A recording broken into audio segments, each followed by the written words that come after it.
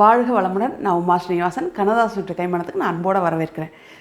இன்றைக்கி நம்ம பண்ண போகிறது வெங்காய கோஸ் தாங்க. வெங்காய கோஸ்னால் ஏற்கனவே ஒரு வெங்காய கோஸ் பண்ணியிருக்கேன், அந்த மாதிரி நினைக்காதீங்க. இது ஒரு டிஃப்ரெண்ட்டான டைப் வெங்காய கோஸ். இது எங்கள் மாமி பண்ணுவாங்க, ரொம்ப நல்லாயிருக்கும். இந்த வெங்காய கோஸ்க்கு இட்லி சுட சுட துணி இட்லி இருந்தால் ரொம்ப நல்லாயிருக்கும். இந்த துணியை தூக்கி ரெடி பண்ணி வச்சுருக்கேன். இப்போ வெங்காய கோஸ் எப்படி பண்ணலான்னு பார்த்துடலாம் வாங்க. எண்ணெய் காஞ்சிருச்சு. 1 ஸ்பூன் சோம்பு,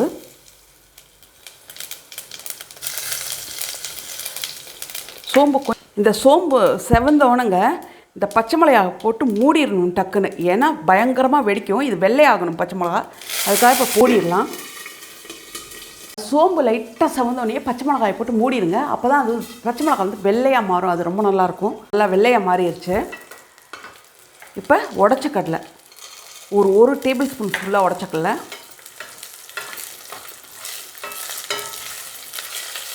அவ்வளோதாங்க.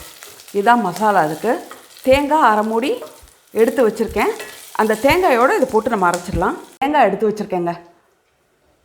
இதில் வந்து அந்த உடச்ச கடலை பச்சை மிளகா சோம்பு போட்டு அரைச்சிடணும் நைஸாக. முதல் இது வந்து ஒரு ஸ்பூன் எண்ணெய் ஊற்றி சோம்பு தாளித்து பச்சை மிளகா போட்டு உடச்ச கடலை போட்டு சும்மா ஒரு வறுத்து எடுத்துட்டேன். அந்த பச்சை மிளகா வெள்ளையாகணும், அது மாதிரி வறுத்து எடுத்துட்டேன்.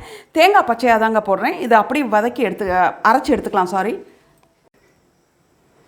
எண்ணெய் வந்து ஒரு 3 ஸ்பூன் ஊற்றி காய வச்சுருக்கேன். இதில் கடுகு தாளிக்கிறதுக்கு, கடுகு வெடிச்சிருச்சு. இப்போ கருவேப்பிலை, வெங்காயம் வந்து ஒரு 5 வெங்காயம் வெட்டி வச்சுருக்கேன். ரொம்ப பொடியாகவும் வேண்டாம், அதுக்குன்னு ரொம்ப பெருசாகவும் வேண்டாம், அந்த மாதிரி வெட்டி வச்சுக்கோங்க. ஏன்னா இது வெங்காய கோஸ், வெள்ளை வெங்காய கோஸுன்றது வந்து அந்த வெங்காயம் தெரியணும்.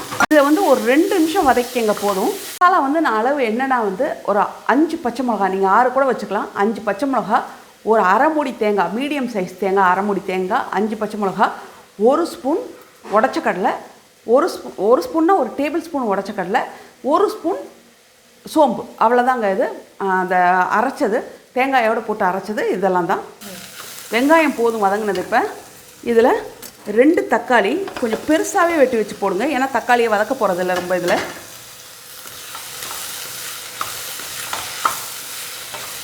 அவ்வளோதான், இவ்வளோ தான். ஒரு 2 செகண்ட் தான் வதக்கணும், ஏன்னா கலர் மாறிடக்கூடாது. அதனால் தண்ணி, இப்போ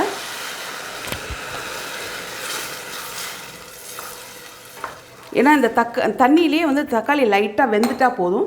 தண்ணி ஊற்றிக்கலாம். இதில் கொதிச்சிருச்சு. கொதிக்கிற ஸ்டேஜில் உருளைக்கிழங்கு பாருங்கள், ஒன்று சின்ன உருளைக்கிழங்க மசிச்சு வச்சுருக்கேன். இதை போட்டு விட்டுலாம். நல்லா வேக வச்சு மசிச்சிருக்கேன்.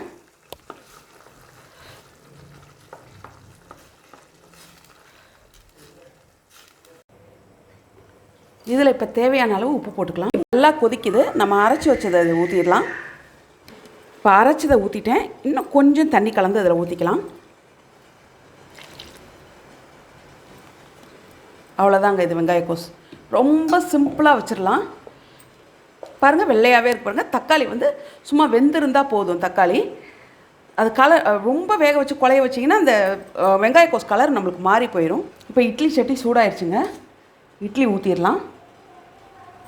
எங்கள் ஊர்லலாம் இந்த துணி இட்லி தாங்க, இந்த குக்கர் இட்லி கிடையாது. நான் இங்கே குக்கர் இட்லி ஊற்றுறேன், அதுவுமே நல்லா வரும். இந்த மாவு குக்கர் இட்லிக்குமே சாஃப்டாக இருக்கும், ரொம்ப சூப்பராக.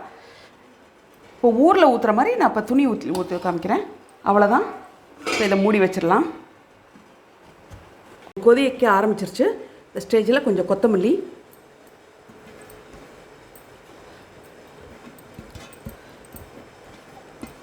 வெங்காய கோஸ், இது அவ்வளோதாங்க. வேலை முடிஞ்சது. இது ரொம்ப சுலபமாக ரொம்ப ஈஸியாக பண்ணிடலாம். நீங்கள் இதை உருளைக்கிழங்கு மட்டும் ஒன்று சின்னதாக வேக வச்சு குழச்சி வச்சுக்கோங்க.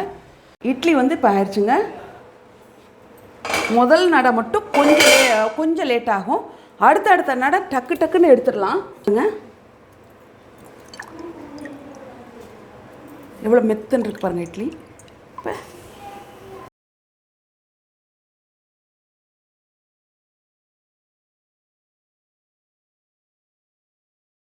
வந்து இந்த மாதிரி ஊற்றினா ரொம்ப சாஃப்டாக இருக்கும். மேலே தண்ணி தொளிப்பாங்க, நான் தண்ணி தொளிக்காமல் எடுத்துட்டேன். அந்த துணியை லைட்டாக தண்ணி தொளிச்சுட்டு எடுத்தால் சுத்தமாக ஒட்டாமல் வரும் இட்லி.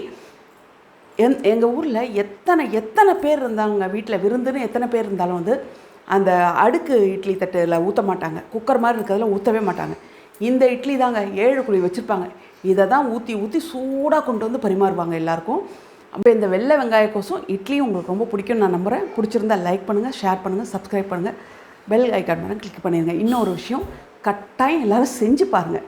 செஞ்சு பார்த்தீங்கன்னா தான் இதோட டேஸ்ட் உங்களுக்கு நல்லா தெரியும். கட்டாயம் எல்லோரும் செஞ்சு பாருங்கள். என்ன டவுட்டாக இருந்தாலும் எனக்கு கமெண்ட்டில் கேளுங்க, நான் கிளியர் பண்ணுறேன். வாழ்க வளமுடன்.